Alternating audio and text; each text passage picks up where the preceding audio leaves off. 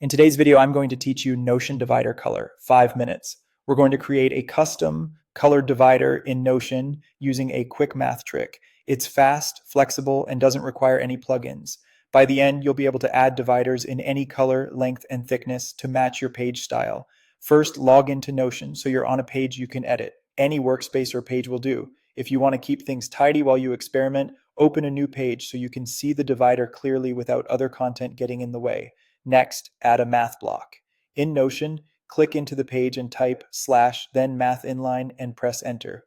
Notion uses a math engine behind the scenes, and we're going to use it to draw a line that acts as our divider. Now paste this snippet directly into the math block. Color name, rule, 5,000 px, 3 px. Don't worry if that looks unfamiliar. Here's what it does.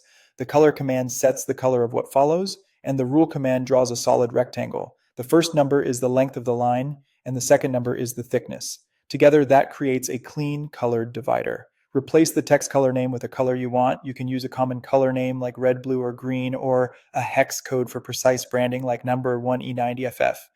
If you use a hex code, make sure to include the hash at the start. If the color name isn't recognized, switch to a hex code, which is the most reliable. The value 5000px controls the length. That's intentionally long so it spans most layouts, but you can shorten it to fit your page.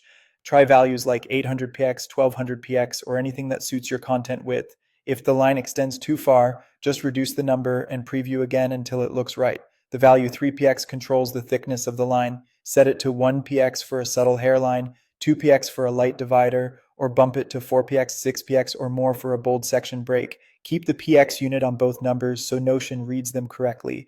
When you're happy with the color, length, and thickness, click Done to save your custom divider.